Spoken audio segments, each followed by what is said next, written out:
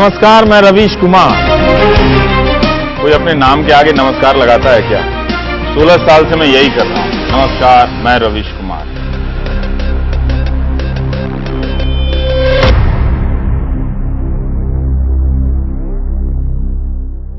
आप कभी नासा गए हैं?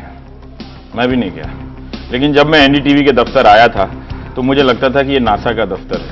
अजीब अजीब तरह के कैमरे, बड़े बड़े कैमरे, tripod, light kit, production control room, ओवी वैन, ईमेल, कंप्यूटर, सब यहीं पहली बार देखा। ठीक उसी तरह से मैं देखता था जैसे पटना स्टेशन पर हम उतरकर स्लीपर क्लास से एसी कोच में, चेयर कार में झांक कर देखा करते थे लोग कैसे एसी में बैठे हैं। आपने भी देखा होगा, नहीं देखा? देखा ही होगा। दरअसल मैं उस वक्त एनडीटीवी आया था जब हिंदुस्तान बदल रहा था, और ये 1996 की बात है, और मेरे जैसे कई लोग पूरे देश में यहां से वहां हो रहे थे और नई नई नौकरियों में जा रहे थे। यहां भी बहुत सारे हमारे वरिष्ठ सहयोगी, कोई विदेश से पढ़कर आए थे, कोई दिल्ली के टॉप कॉलेजों से आए थे, और कोई दक्षिण से, कोई पूर्वोत्तर से, कोई उत्तर से, कोई राजस्थान से। तो इस तरह से एक पूरा हिंदुस्तान एनडीटीवी के भीतर हमने देखा, और पहली बार हम सब आपस में बात कर रहे थे, सीख रहे थे। हम भी आ ही गए थे इस भीड़ में, और आ गए तो आ ही गए। कार्यकर्ताओं के जोश से पता चलता है पिछले विधानसभा के चुनाव में पिछले 10 साल में उत्तर प्रदेश की जाति केंद्रित राजनीति में यह बहुत बड़ा बदलाव है। Ravish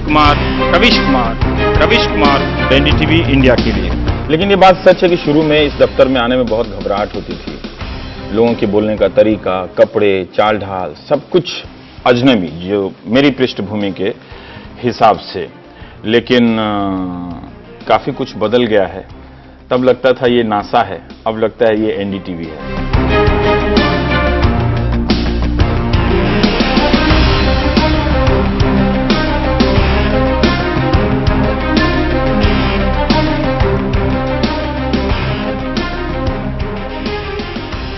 Ravish today is definitely the most unique voice on Indian television, and I don't mean just Hindi news.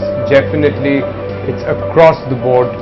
Ravish Kumar, the most unique voice, the most authentic voice, a voice which is connected to the ground. 2003-4-5 में जब रवीश लगातार लिख रहे थे, अपने आप को बांझ रहे थे, मैंने देखा 2009-10-11 के रवीश 2003-4-5 के रवीश से बहुत बदले हुए, बहुत आगे हैं। शायद इस संस्थान में किसी दूसरे ने अपनी प्रतिभा का इतना बेहतर विकास नहीं किया जितना रवीश ने किया। ये रवीश की ताकत है। एक थाली में 3-3 हाथ।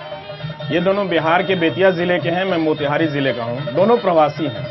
मैं एनडीटीवी में मोटी कमाई वाला पत्रकार हूं। ये 6,000 रुपया कमाते हैं, मगर जब ये खाना, जब ये गाना और जब इनकी बोली का हाल बहो सुनते हैं तो एक रिश्ता अपने आप बन जाता है। हम प्रवासी वो लोग हैं जो उजड़े हुए हैं और हर शहर में अपने को ढूंढते रहते हैं। हर तरह का यहां पर काम किया, और सिर्फ हम ही नहीं, हिंदुस्तान जैसे देश में लाखों लोग इसी तरह से अपनी शुरुआत नीचे से करते हैं, और इसमें कोई खास बात नहीं है। और मेरी यात्रा में भी ये कोई खास बात नहीं है कि मैंने यहाँ शुरुआत नीचे से की और हर तरह का काम किया। चिट्ठियां आती थी, फैंस मेल्स लोगों के, गुड मॉर्निंग इंडिया में जो एंकर होते थे उनको मैं देखा करता था। उसी में मैं सीख गया कि दर्शक को क्या चाहिए टेलीविजन में, और वो कैसे बातें करता है कार्यक्रम के जरिए। तो इन सब चीज़ों से फिर मैं डेस्क पर आया, फिर अनुवाद करने लगा, फिर रिपोर्टिंग करने लगा, और फिर क्या क्या करने लगा मुझे ही कुछ पता नहीं चला कि मैं कब, कहाँ और किस तरह से कोई कहानी कह रहा हूँ। एक पूरी एक नई दुनिया ऐसी खुलती चली गई जो मेरे लिए किसी रहस्य से कम नहीं थी। Ravish Kumar, star news. और देश बहुत तेजी से बदल रहा था। पत्रिकाओं में सिलिकॉन वैली के किस्से आ रहे थे, छप रहे थे। कोई गांव से शहर आ रहा था, कोई शहर से अमेरिका जा रहा था, कोई अमेरिका से मलेशिया जा रहा था। तो इस तरह से एक बदलाव हो रहा था। और इसी में एक चीज मैंने जानने की कोशिश की कि पलायन, हम लोग जब बिहार से आए थे तो हम ये सोचते थे कि पलायन मतलब भागना होता है। धीरे धीरे पता चला कि पलायन मतलब होता है संभावनाओं की तलाश। हर किसी को अपने जीवन में पलायन करना चाहिए, नई संभावनाओं की तलाश में। और इन सबको का अच्छा मौका मुझे लगता है कि एनडीटीवी ने दिया, क्योंकि जहां से मैंने शुरुआत की और और जिन जिन चरणों पर मेरी यात्रा रही है, किसी ने कभी रोका नहीं, किसी ने कभी टोका नहीं, एक बार वो लाल माइक पकड़ा दिया तो फिर कभी किसी ने नहीं पूछा कि तुम कहाँ जाते हो, क्या करते हो। हाँ, जरूर लोग कहते थे कि तुम क्या करते रहते हो दिन भर, किसकी रिकॉर्डिंग करते रहते हो, क्या ये स्टोरी है। तो इसी तरह से हम लोग जो हैं इस कंपनी में, जैसे कंपनी 25 साल में नौजवान हो गई, हम भी इन 16 सालों में काफी कुछ बदले हैं, हम भी जवान हुए हैं।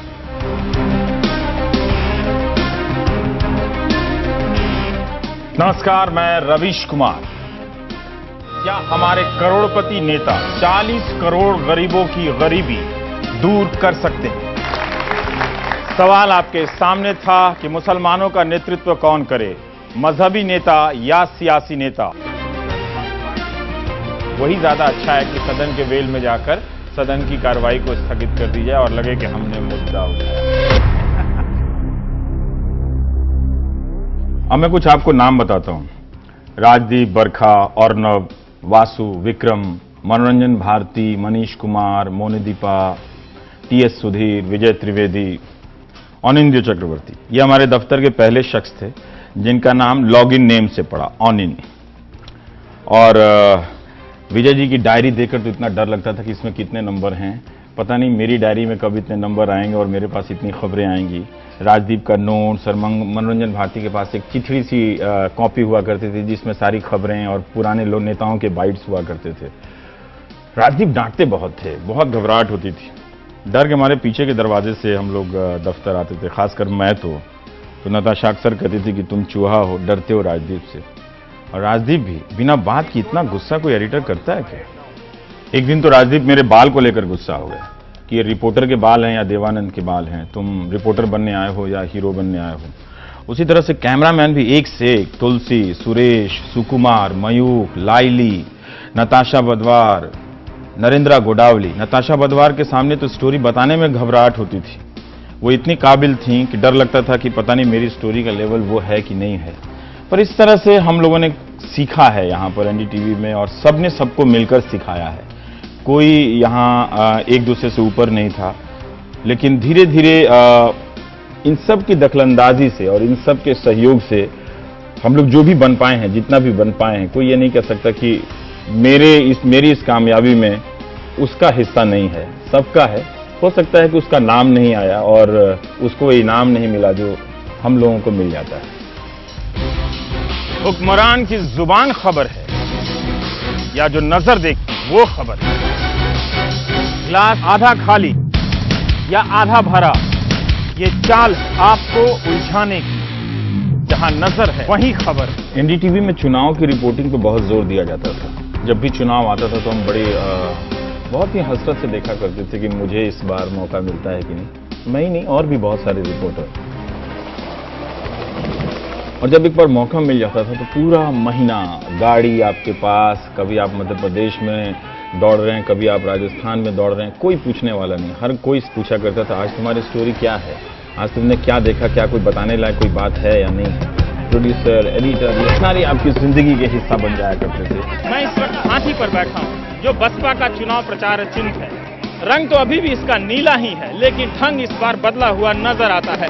मायावती जहां भी जा रही हैं, वे अपने चुनाव प्रचार में इन्हीं बातों को दोहरा रही हैं।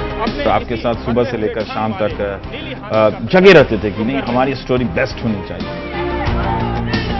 इसमें नेट साउंड नहीं है, इसकी लाइटिंग अच्छी नहीं है। इतनी कॉपी चेक होती थी कि जान निकल जाती थी। कई बार लगता था कि किस घड़ी में मैंने ये स्वीकार कर लिया कि मुझे रिपोर्टर बनना है, इतनी कॉपी मुझे चेक नहीं करानी थी। बहुत घबराहट। मायावती जी, वोटनामा कार्यक्रम में आपका स्वागत है। क्या करना है ये सोचकर कभी दफ्तर नहीं आया। फितरत ही कुछ करते रहने की थी। कुछ नया लिखना है, कुछ नई कहानी मिलनी चाहिए, कुछ नई तस्वीरें होनी चाहिए। और इलेक्शन के वक्त आता था तो हम सब बहुत हसरत से देखा करते थे कि उस लिस्ट में हमारा नाम आता है कि नहीं आता है, कि ये भी यहाँ जाएंगे, वहाँ जाएंगे। और एक बार जब वो मौका मिल गया तो क्या दिन, क्या रात, क्या नींद, क्या सपने, जाग कर खूब काम करना। और आप इन कहानियों को देखिएगा भी तो पता चलेगा कि इसमें कितनी मेहनत है, और सबकी मेहनत है, हमारी नहीं, रिपोर्टर की, प्रोड्यूसर की, एडिटर जिसने एडिट किया है, इन सब ने काफी मेहनत की।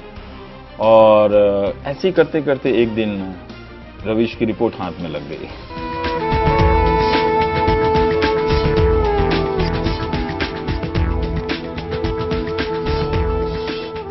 किसी ने पूछा ही नहीं कि आज तुम्हारा कौन सा एपिसोड है, तुम क्या कर रहे हो। इतनी आजादी आप यकीन नहीं करेंगे। लेकिन रवीश की रिपोर्ट में अगले हफ्ते क्या करूंगा ये सिर्फ मुझे ही मालूम होता था, और कहानी कौन सी होगी ये मैं भी ठीक से नहीं जानता था। तो हम और हमारे कैमरा पर्सन मनोज, शाजीलाल, मुरसलीन ये सब निकल जाते थे और कुछ ढूंढते थे, और ढूंढते थे तो कुछ ना कुछ मिल ही जाता था।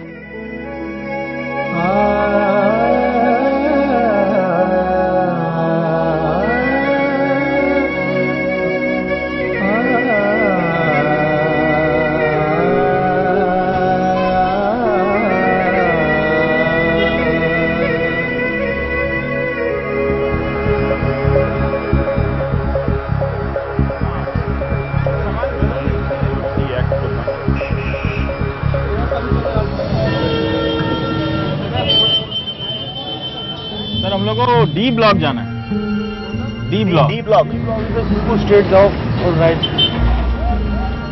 नमस्कार, मैं रवीश कुमार।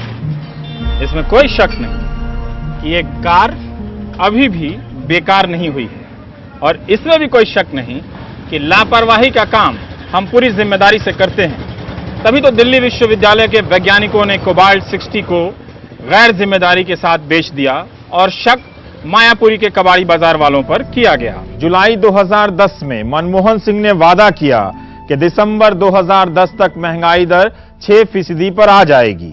महंगाई दर के 6% पर आने का वक्त जितना लंबा होता चला जाएगा, मेरी इस रिपोर्ट की एक्सपायरी डेट भी बढ़ती चली जाएगी। महंगाई ने दिल्ली की लाखों महिलाओं को ऐसे मजदूर में बदल दिया जिनके घंटों की मेहनत 15 रुपए भी नहीं कमा पाती है। अर्थशास्त्री होता तो आपको समझाता कि 1 घंटे में 144 पीस की 60 पैसे की मजदूरी का बड़े लोगों के बही खाते में क्या योगदान है। बड़े लोगों का बही खाता बोले तो इंग्लिश में GDP.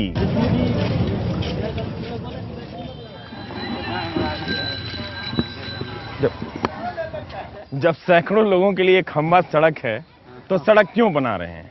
Please tell Manmohan Singh to watch Ravish की रिपोर्ट। इंग्लिश में वैसे भी इंडिया डेवलप्ड लगता है, राइट? एनडीटीवी के 25 साल में 16 साल मेरी जिंदगी के हैं, और मेरी जिंदगी काफी बदली है। घर परिवार की कहानी फिर कभी, लेकिन एक ही दफ्तर में 16 साल, तब जब हमारे साथ के इस पेशे के कई लोग रोज या साल, 2 साल, महीने, 6 महीने पर चैनल बदल दिया करते थे। मैंने नहीं बदला, लेकिन कई बदलने वाले कहा करते थे कि तुम तालाब हो गए हो, और तालाब का पानी जो है बहुत दूर तक बहकर नहीं जाता। तब मैं सोचा करता था, और आज मुझे उसका जवाब कई बार मिलता है कि दरअसल उन दोस्तों ने कभी तालाब को ठीक से नहीं देखा होगा। तालाब होता ही है इसलिए कि जब कभी आपको छांव की तलाश हो, पानी की तलब हो, तो आप उसके पास जाएं। एक तालाब बहुत काम का होता है। 25 साल कैसे गुजर गए पता नहीं चला, लेकिन जब गुजर रहे थे तब पता चल रहा था कि एक चुनौतीपूर्ण भरा वक्त गुजर रहा है, और हम सब इसके हिस्सेदार हैं। सिर्फ एनडीटीवी का ही वो 25 साल नहीं है, वो 25 साल हिंदुस्तान के बहुत ही बेशकीमती साल हैं।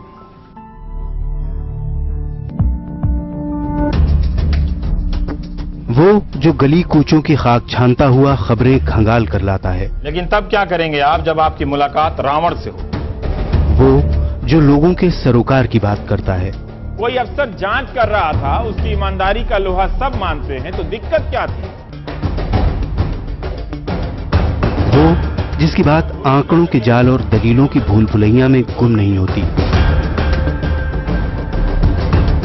वो जिसे इस बात का डर नहीं होता कि उसकी बात आम लोगों की समझ में आ जाएगी।